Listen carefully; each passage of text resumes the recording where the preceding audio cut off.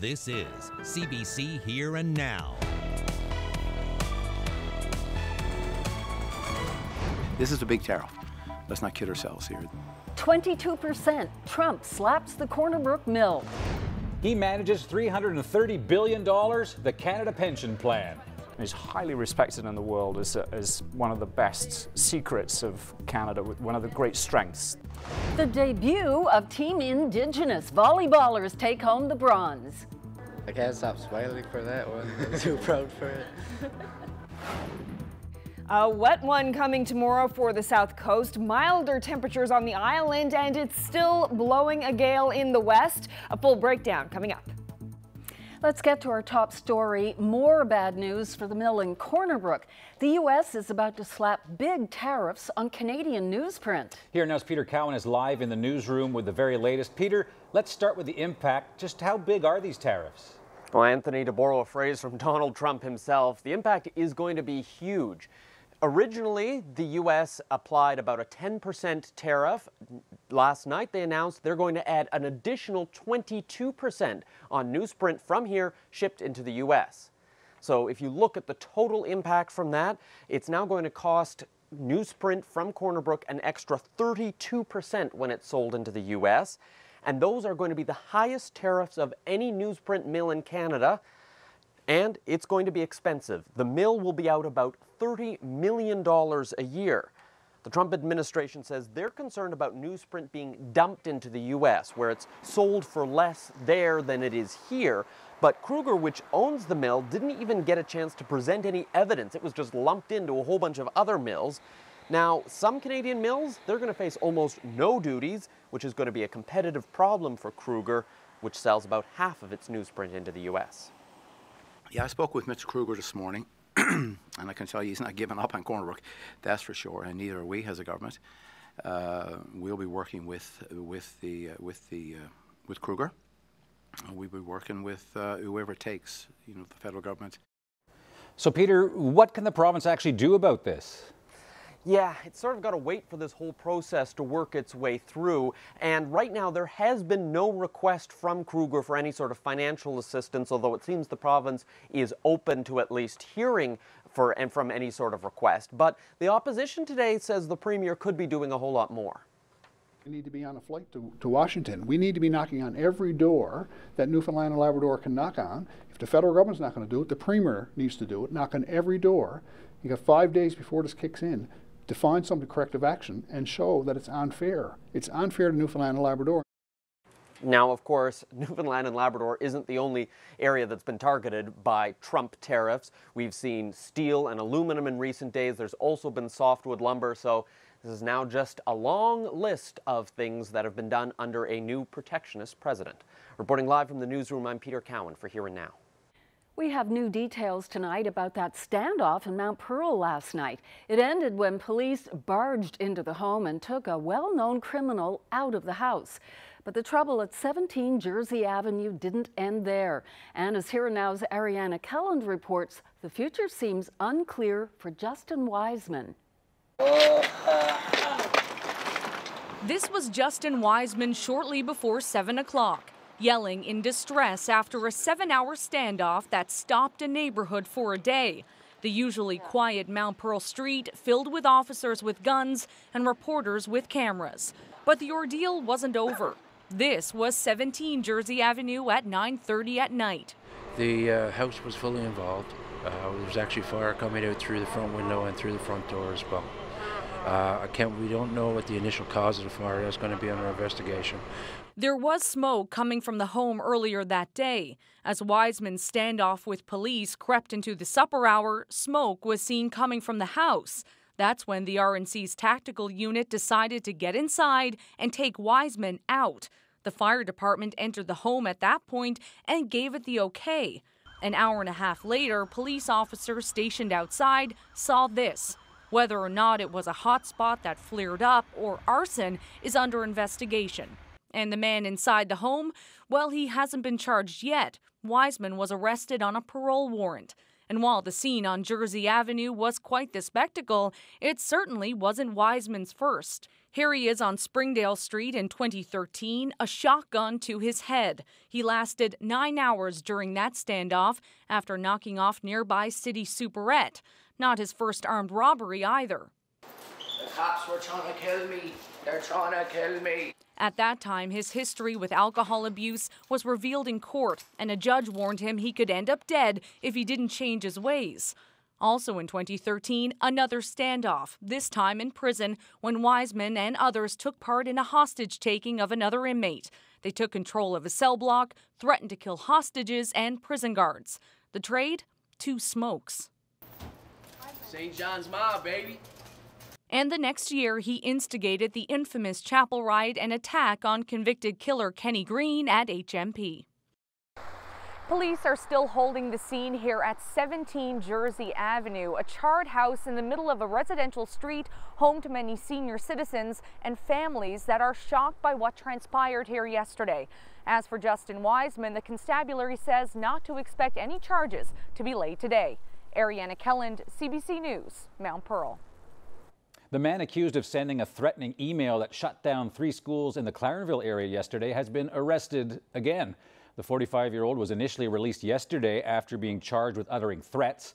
The threat apparently involved Riverside Elementary in nearby Shoal Harbour, but police aren't releasing any details. The RCMP went to the man's house last night to make sure that he was following the conditions of his release, and when they discovered that he wasn't, they took him back into custody. He'll be in court Friday on the latest charge. Yesterday, CBC Investigates told you about a Paradise resident, Doug Randall, and his dispute with a credit repair company.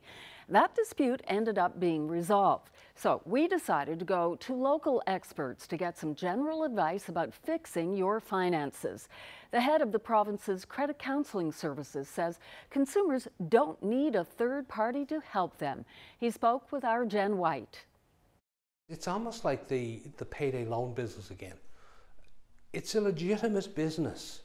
However, is it the kind of thing that you want to make your first choice? You know, at the end of the day, the services provided you can do it yourself. You can't buy a reputation. That's what we keep saying.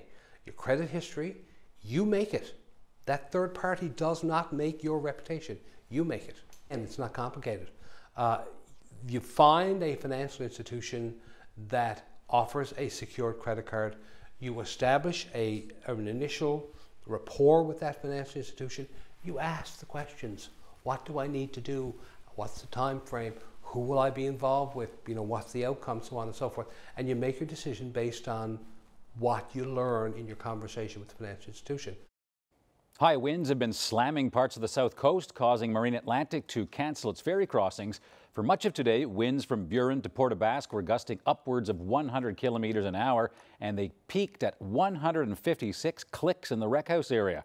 The boats haven't been able to cross between Newfoundland and Cape Breton since Monday, so that means there are close to 300 trucks and 200 passengers who are just waiting out this weather. Appropriate place to bring in Carolyn. Absolutely. Ryan, of course, away, so good to see you again. Oh, good to see you. Yeah, those winds were south coast and southwest. And the west coast, yeah, really bad out there today. And you know what? It's going to be continuing into tomorrow. So we have some nasty weather coming from most of the island tomorrow. We had snowy, blustery weather here, and that's going to continue, is it? Going to clear off a little bit tonight, but then we have all this rain moving in tomorrow. Let's have a look, shall we? This is our weather on the way headlines, breakdown of what's to come. We have all of that wind on the west coast. That's going to be continuing tomorrow. We have heavy rain coming mostly for the south coast, but all of the island is going to get a taste of that. And with that will be some mild temperatures and probably a lot of snow melt. So you want to clear off those storm drains. This is where the wind warning is in effect for tonight. Gusts up to 140 kilometers an hour. Going to stay pretty strong in through tomorrow as well. well. Rainfall warning 15 to 30 millimeters expected tomorrow, and it's going to start in the morning along the south coast of the island from over in the Burgeo area right over to the southeastern Avalon. So it's going to be pretty rainy. And then we have the snowfall warning in effect for the Red Bay area, so they can expect 10 to 20 centimeters of snow as well tomorrow. And there is this special weather statement in effect for the entire island. That's because everyone's going to be getting some wet weather, some rain, some wind, some milder temperatures, and that's going to cause some of that snow to melt. So I'll get into more details about what you can expect a bit later.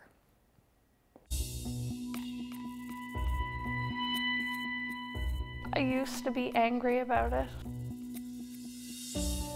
I used to resent the world, resent society, because all the people downtown in the nights, they'd walk on past with their buddies going to get drinks at the bar. How could you not know that we were children, right?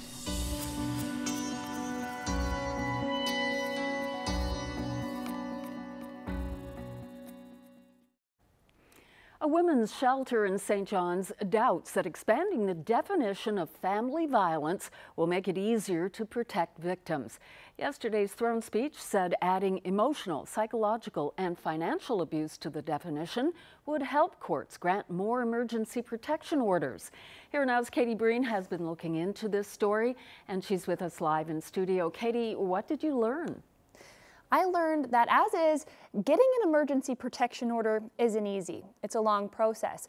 When granted, they prevent abusers from contacting their victims for upwards of 90 days, but it's at a judge's discretion. Some women experiencing physical and sexual violence are denied orders, according to the executive director of Iris Kirby House.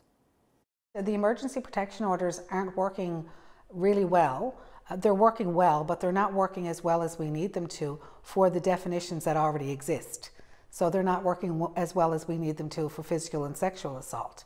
So I don't really have a whole lot of reason to believe that particular part of it will work any better. But Green says adding emotional, psychological, and financial abuse to the definition of family violence will be beneficial in other areas, including education. People who get into a domestic violence relationship, they don't start off dating a guy who hits them. They start off dating someone who's kind and loving and caring, and it becomes insidious. And you know, it's about power and control. So educating people to understand that emotional, financial, and psychological abuse is about power and control as well, will be able to maybe help people understand that that's not okay either. Green says once people are able to make that recognition, that there are other kinds of abuse than physical, they can see the signs and sometimes get out quicker. The RCMP are looking for help to identify this person. Whoever it is broke into a drugstore in Flowers Cove on the Northern Peninsula. The culprit cut a hole in the back of the building to get inside. It happened on the evening of January 26th at the PharmaChoice on Route 430. The suspect stole nearly 6,000 pills and narcotics. Team Indigenous made its first appearance this year at the Newfoundland and Labrador Winter Games. Previously, all athletes from Labrador were simply known as Team Labrador, and the Indigenous athletes from the North Coast made their presence felt, taking home bronze in boys volleyball. Here now's Jacob Barker has that story. It's a big deal for some small communities. Athletes from Labrador's North Coast represented more than just their hometowns. I feel proud to represent Team Indigenous. Me too. It's a good recognition that they recognize us as our own contingent, because like all our people's all Aboriginal people from the coast. So it's just good to get that recognition as Team Indigenous. Bringing home the bronze, it's a good feeling. I can't stop smiling for that one. I'm too proud for it. And though the medals were the most exciting part, so was one of the hardest spikes a teammate made during the skills competition. Leon hardest hit, 91 kilometers an hour. Oh man. That was fast, man. There was a buddy on Storm, and we thought he'd do the hardest hits, but no, Leon got the hardest hits. There was a lot of support at home, and they didn't just win the medals, they also won over their peers. Like I said, when they come together, like their energy level is so high and it just raises everybody else's level. And like we had a lot of support out there, like not just from from the girls team, but we had also support from other teams, because like the teams we played against out there, they started cheering for us. A talent they hope will carry them to greater heights at future competitions. This team came together after just 2 practices. In 2020, for the North American Indigenous Games, they plan to start practicing a full year ahead of time. Jacob Barker, CBC News, Happy Valley Goose Bay. And then Hickey's going to bring it back in again. Nicely onside. He might have a path to the net. He shoots and he scores. And there's the 3rd goal that Canada's been hungry for. Well, let's hope for more moments like that one from Monday as Liam Hickey and Team Canada are back on the ice tonight at the Paralympics. They face Korea as we edge closer to Saturday's gold medal showdown. Of course, Korea, home ice advantage. The game is set to start 1/2 hour past midnight. That's Island time. Canada goes into tonight's action with a 3-0 record. And of course, Hickey has been one of their big guns, a shining star, picking up 9 points in those 3 games, 5 goals and 4 assists. Cain's Quest helps a mother visit her son's memorial for the first time. It's like there was always something unfinished because I didn't get here.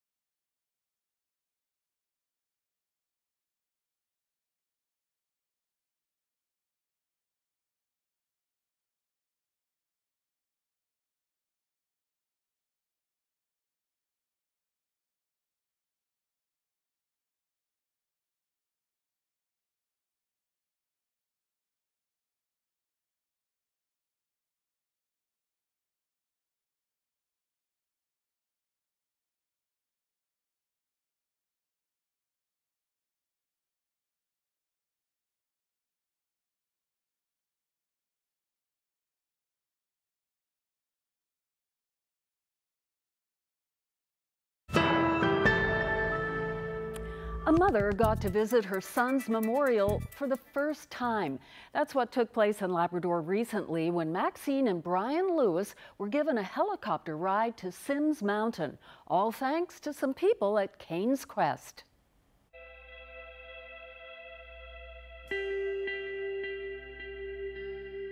Our son died 6 years ago in a cabin fire.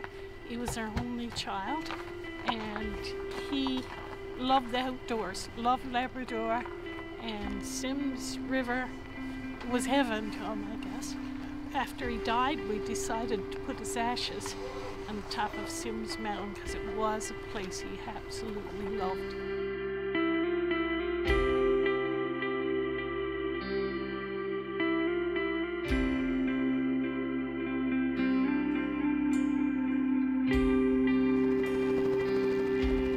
I've never had the opportunity to visit because you can only get up there on snowmobile and it's really hard going.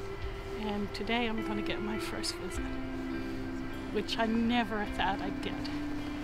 I can see something over right here. Yeah, just look on your side. Oh, but, yeah, that's what I thought it was. I just can't comprehend that I'm here. I think, like, hopefully it'll give us some closure. Give me some closure. Brian's been here before. But it's like there was always something unfinished because I didn't get here.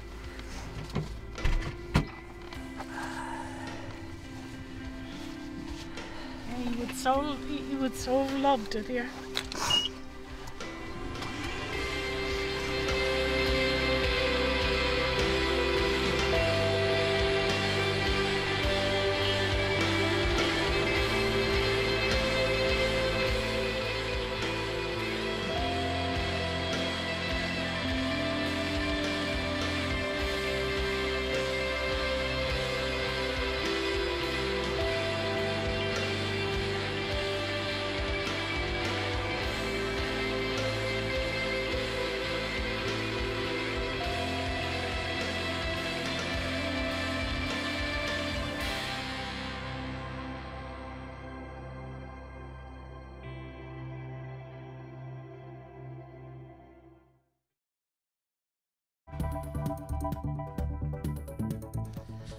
You know, I'm just sitting here wondering, with such technology and safe farming, why are they banning salmon farming all over the world?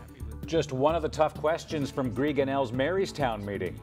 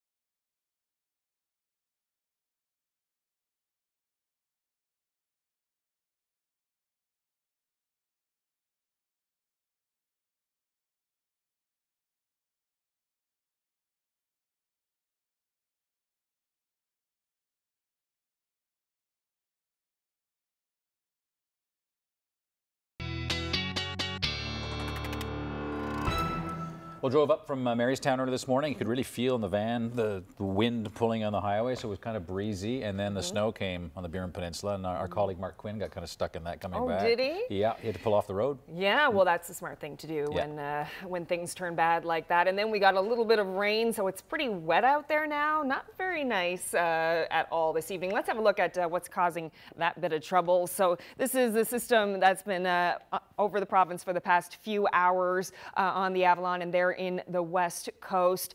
And we're going to have this other system that will be moving in tomorrow morning, and that's going to bring rain and some milder temperatures. And those winds are going to continue on the west coast. In the Rec House area, gusts up to 140 as you go up the west coast. 120 throughout the day will persist, so it's going to be a very, very windy day there tomorrow. Along the south coast, we have a rainfall warning in effect. 15 to 30 millimeters of rain expected to come from Burgeo right through over to the southeastern Avalon. So it's going to be very wet, and it's also going to be very windy. Not as windy to have wind warning in effect, but it is still going to be quite blustery. And then we have the snowfall warning in place for the Straits and the southeastern part of Labrador, the Red Bay area. So, and then we have this special weather statement in effect for most of the island, excluding the tip of the northern peninsula. Things are going to be a bit cooler up there, a little bit of snowfall up there. But for the rest of the island, we're looking at rain, we're looking at wind,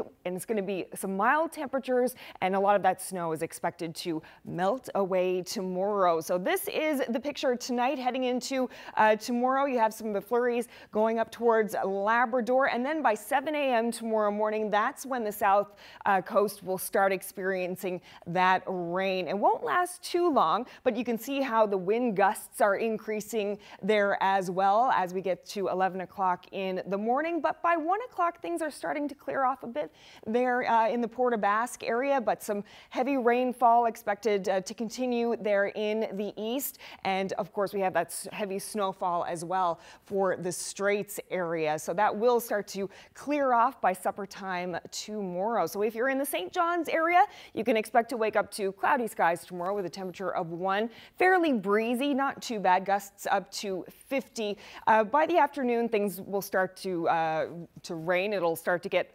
wetter, 10 to 20 millimeters of rain expected, 4 degrees as the high tomorrow, and those winds will be gusting up to 70, and things will start to settle down a bit more in the evening hours. So just have a look at these temperatures above zero pretty much everywhere on the island tomorrow. On the Avalon Peninsula, 4 degrees, heavier rains there in the southern Avalon, 5 degrees as we head towards central areas. Now in the Bay Verte area and in Grand Falls, Windsor, in the morning you can expect to see a bit of snow, and that should start to change over to rain, but a high of 6 degrees in Grand Falls, Windsor tomorrow. And for the west coast, we have 6 degrees as well, and that snow in the morning, a bit of rain, and then it should start to clear out. 10 to 20 centimeters of snow expected in the Straits area. Cartwright, 2 to 4 centimeters expected there, so not a lot of snowfall coming down tomorrow. And pretty much all of Labrador will be seeing some flurries tomorrow, but amounts not too bad, about 5 centimeters in the Nain area, 5 centimeters in Happy Valley, Goose Bay, and only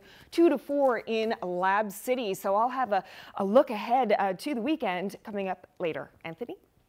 Thanks, Carolyn. Well, last night I was in Marystown, where more than 200 people gathered for a meeting about salmon farming, and they went there to learn more from Grieg NL about the potential environmental impact of its multi-million-dollar proposal for Placentia Bay. Now, the company says it's going to try to answer the questions that it heard in an environmental impact statement that the company's been forced to do. Well, here are some of the tougher questions people put to Grieg NL. You know, I'm just sitting here wondering, with such technology and safe farming, why are they banning salmon on farming all over the world? I live in Whipper.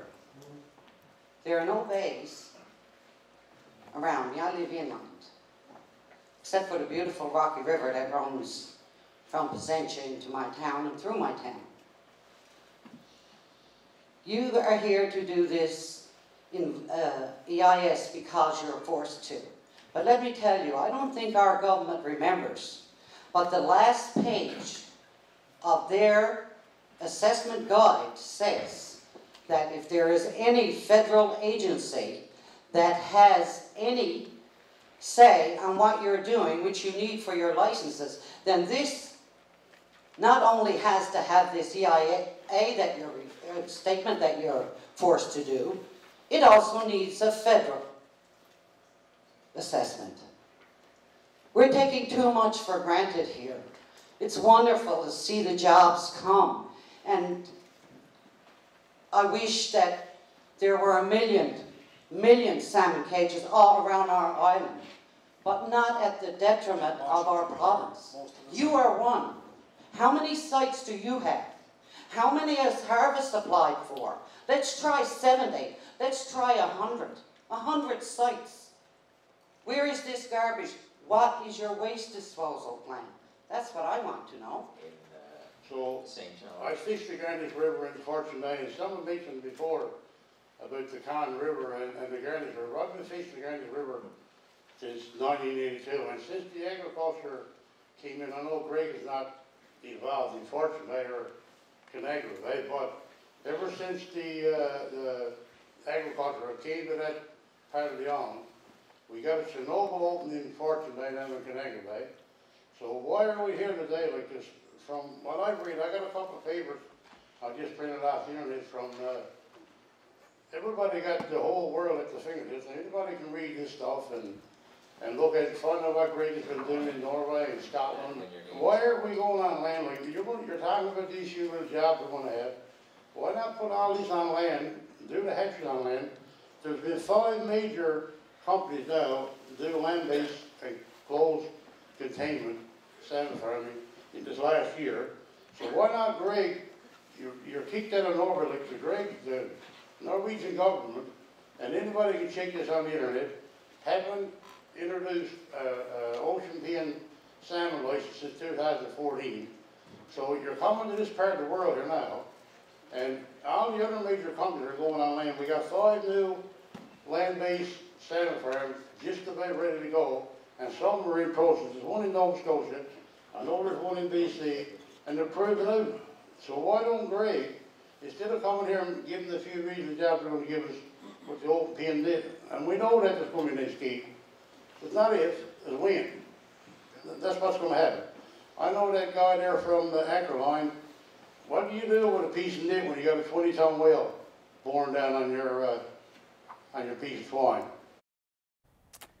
Well, some tough questions, not unexpected, tough ones for Greg to answer. Right. Yeah, it's interesting though, because I think to put the whole thing into context, Debbie, that room had 200 people in Marystown, and I spoke to a lot of them. I'd say most of the people in that room, they really want this project to go ahead because of the jobs it offers. So the government's got a big balancing act to do. About 330 billion. Hope the Canada Pension Plan will be there when you need it? Well, up next, we'll meet the man who manages the fund for all of us when we retire.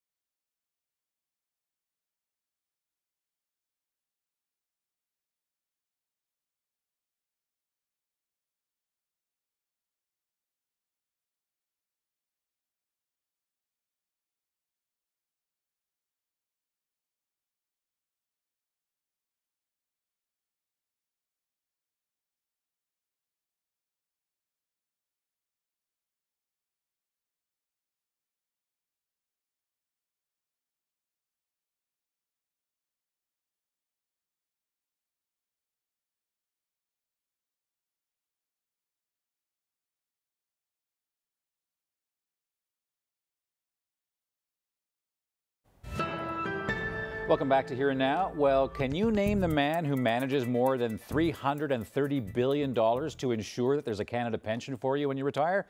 Well, there's no need to be ashamed. Research indicates 97% of Canadians have no idea who this guy is. This is Mark Machin.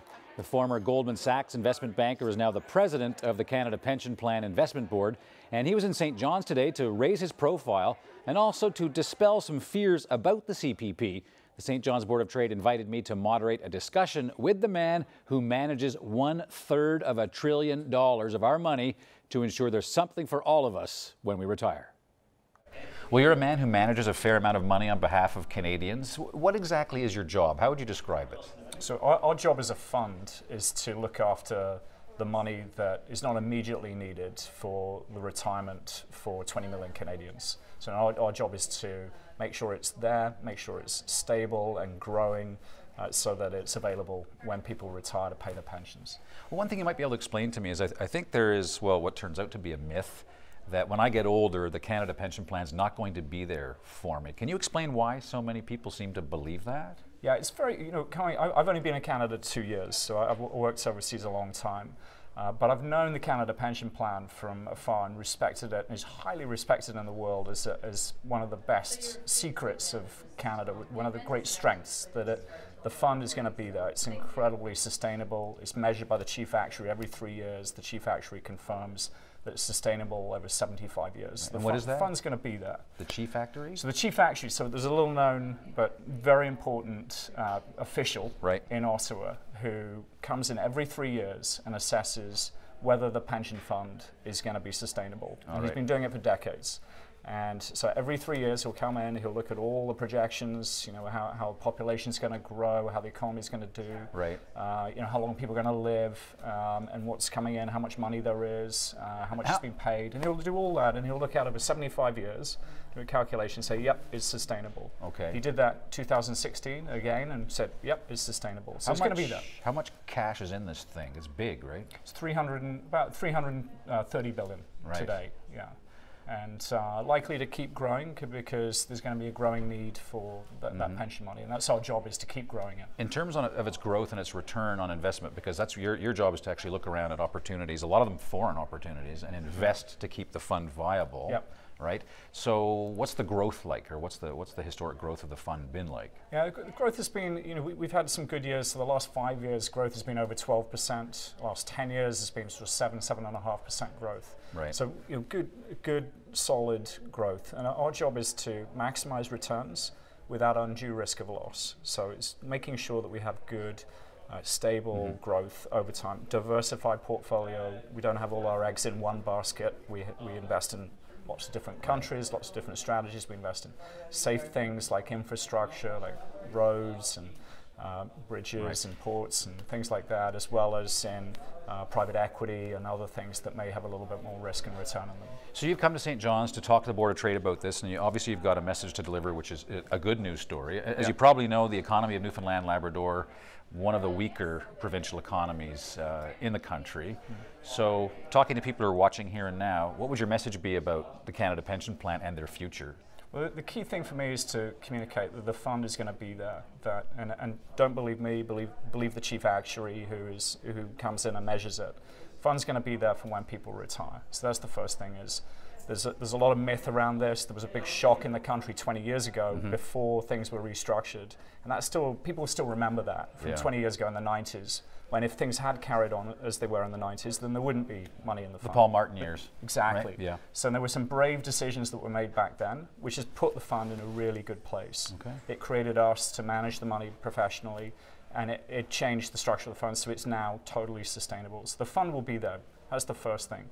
The second thing is that it's not everything. So it's a base income. So people should save on top of that. It will provide some base income for people in retirement. But it should give people the confidence to build on that. Know there's something going to be there in your retirement, whatever. Right. And then you can calmly flesh out the rest of your plans. Exactly. Right. Yeah. Well, listen, a pleasure to meet you. Good luck, and thank you very much. Thank you.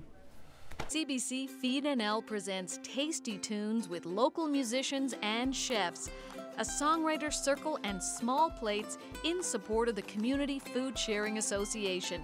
Visit cbc.ca/NL for all the deets.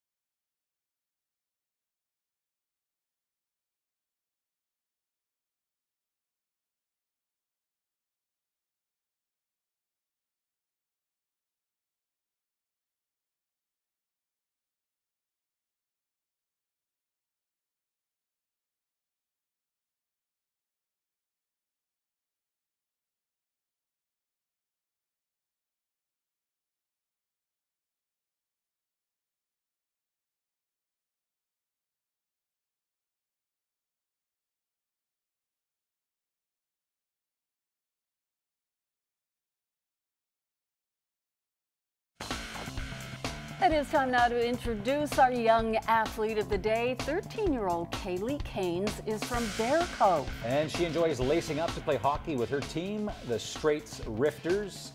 Nice work, Kaylee. Congratulations, Kaylee, on being chosen as today's young athlete of the day.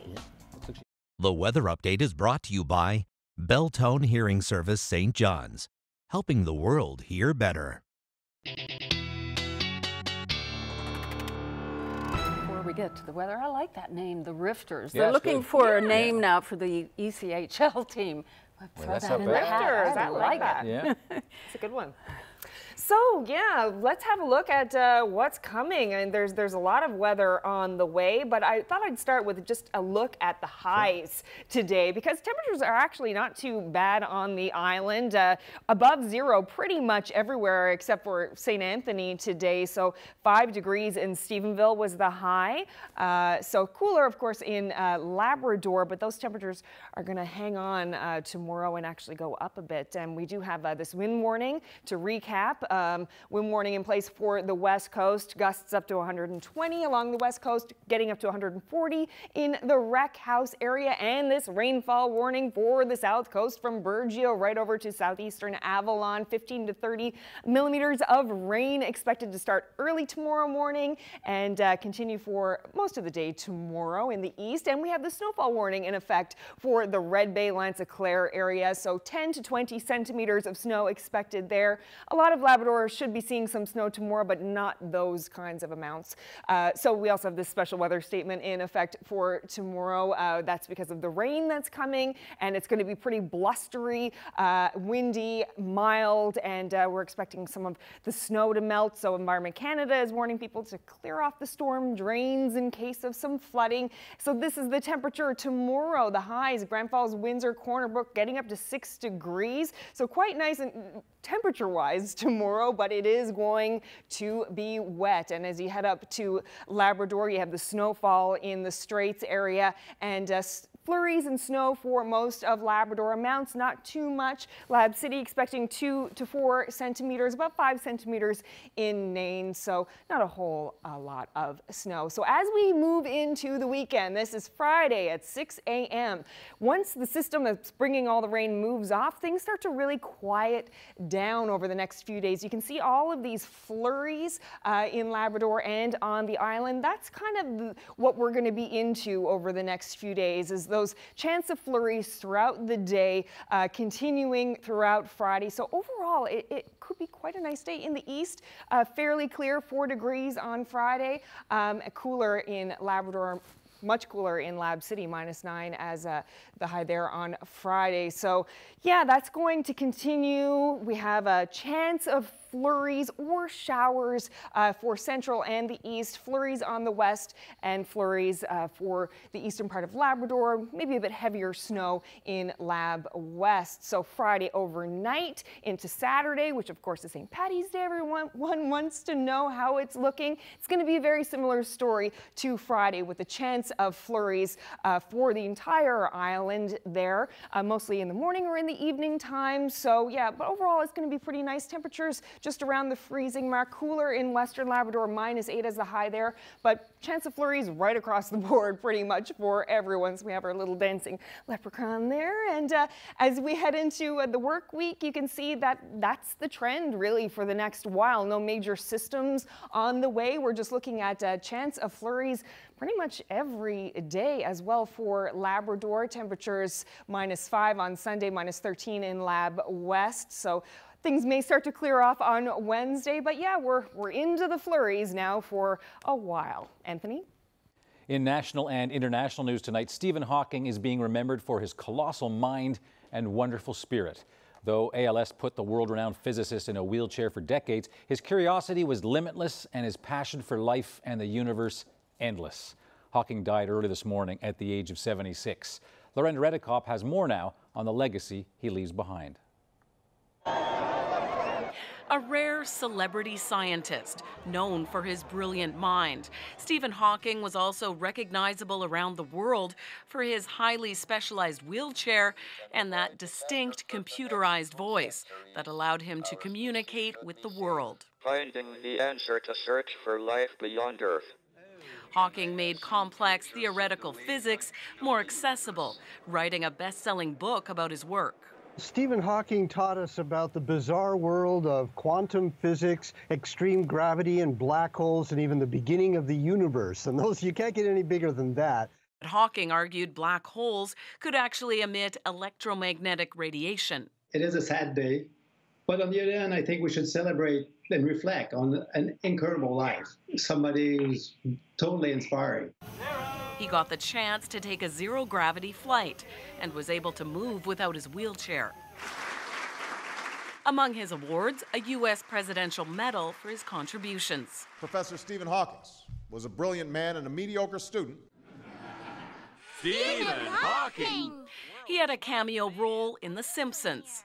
I wanted to see your utopia, but now I see it as more of a fruitopia. The episode was very funny. And almost as many people know me through The Simpsons as through my science. Years later, Hawking's early life story was made into a movie. It's called motor neuron disease. Life expectancy is 2 years. But remarkably, he lived with ALS for more than 50 years. Today, his 3 children released a statement calling Hawking a great scientist and an extraordinary man, whose work and legacy will live on for many years. Hawking was 76, working much later in life than most people do, always searching for more. Now I think the wonder of discovery will continue long after I am gone. Lorenda Redekop, CBC News, Toronto. Today marks exactly 1 month since the deadly school shooting in Parkland, Florida. Students across the United States are staging mass walkouts to demand action on gun violence in the country. We want change! We want change! We want change! Hey, hey! Ho, ho! The NRA has got to go! Hey, hey! Ho, ho! The NRA has got to go! This was just outside the White House today. Thousands of students chanted and cheered their support for new gun control laws and their opposition to the National Rifle Association and its lobbying efforts. They then turned their backs on the White House in a moment of silent protest. The British government is taking dramatic action against Russia 10 days after a former spy and his daughter were poisoned on British soil. Prime Minister Theresa May is now turfing some suspected Russian agents. The United Kingdom will now expel 23 Russian diplomats who have been identified as undeclared intelligence officers. They have just 1 week to leave. This will be the single biggest expulsion for over 30 years, and it reflects the fact that this is not the first time that the Russian state has acted against our country. The Russian foreign minister says Moscow is not to blame for the poisoning, and Russia warns that any sanctions will be met with a response. Well, do you ever wonder what's the fastest growing age group in our country? Well, it's people 100 years and older, more than 8,000 of them, according to the latest census. A nursing home in Prince Edward Island is home to 4 centenarians. Come June, there'll be 5, and they've seen and learned a lot in their years. Laura Meter joined their get-together in Charlottetown. It's not often you meet someone who is 100, never mind 5 who have reached that mark. The Garden Home says these are the most residents it's ever had who are 100 or older. I forget I'm that old. I just keep going along. Well, you have to enjoy what you're doing, or you're going to be cranky. I loved horses, you know. The nursing home brings the group together to chat and share memories. This is the second time they've gathered. They call it Words of Wisdom. They're full of history. They're the best history teachers you could have. And I personally enjoy sitting down and talking about how they grew up and what things were in their life. Their stories range from horses to first TVs and cars to life on the farm. We grew potatoes and we done everything that does to be done on the farm. That included raising 14 kids. Edna Ellsworth actually turns 100 in June, but they let her in the club early.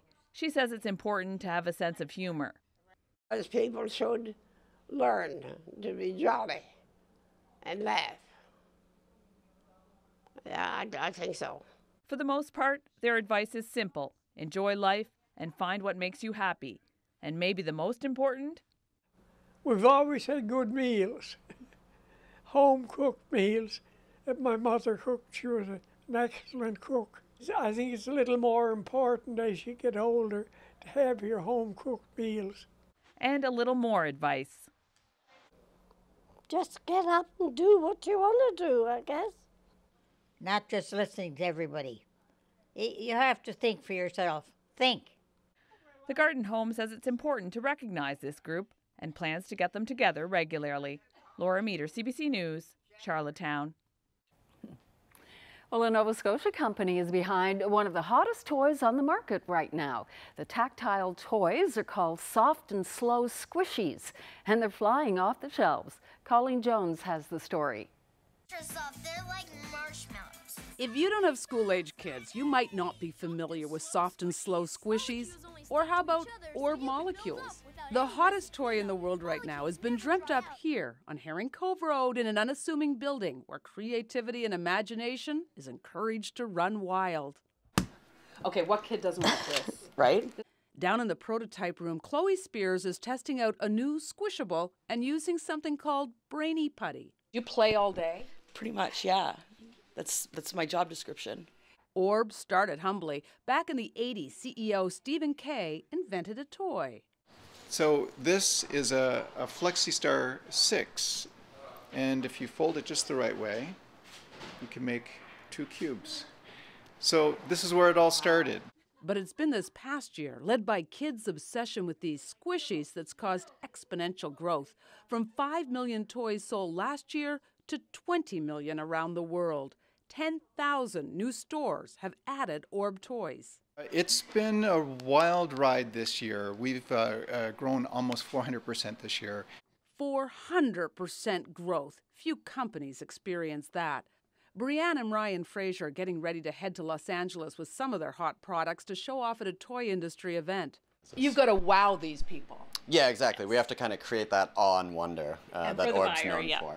All of the products are made in factories around the world, but it's the design team here in Halifax dreaming up the ideas.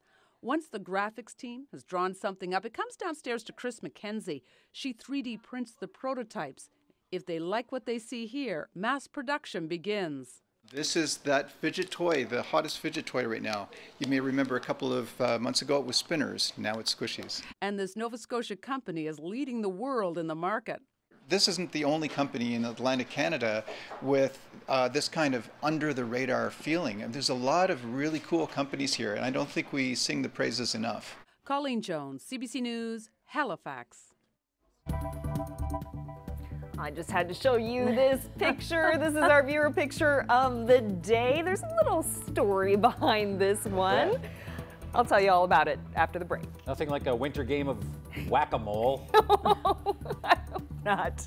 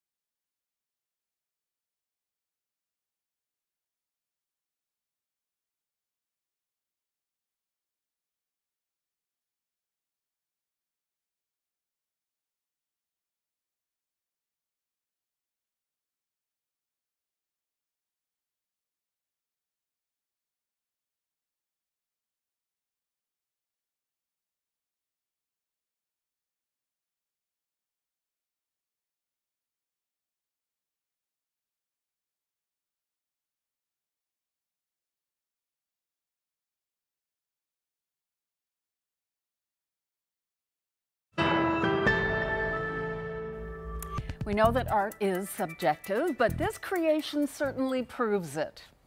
Yeah, two Amsterdam-based artists have been working on Fatberg since 2014, piling on so much animal and plant fat that it now weighs 1,000 kilos. Why, you ask? Why? They say their hope is that the installation changes people's perspective of fat, and one day they hope to set Fatberg free. They say it'll be a bittersweet goodbye because they say the berg is just beautiful, showing that beauty really is in the eye of the beholder. Look at that thing. It is gross. That's just when he was a little bergy bit. Bergy fat. Apparently when in the summer, it's hard in the winter, doesn't smell, but in the summer the water heats up and it gets gooey and creamy. Oh, no, stop. People are having their supper. Yeah, all right. on to something more beautiful. Things you learn on Here and Now. Well, yeah, I'll show you this photo was sent in to us. Isn't this cute little mink? So there is a little story behind it. The mink came up and stole a trout. Smart mink. Yes, a hungry mink. And then he stuck around for the rest of the day, hanging out and playing at their feet and stuff. So, yeah, thanks to Glendon Gillard for sending this photo in, and the gentleman in the shot there is Fred Hurnham. Yeah. They can be pretty vicious, so it's probably, give me a trout and nobody gets hurt. Do we know where it's from? It is from Witless Bay. Nice. Yes. Cute picture. That's our show. And thanks for being with us. See you tomorrow. Good night. Bye now.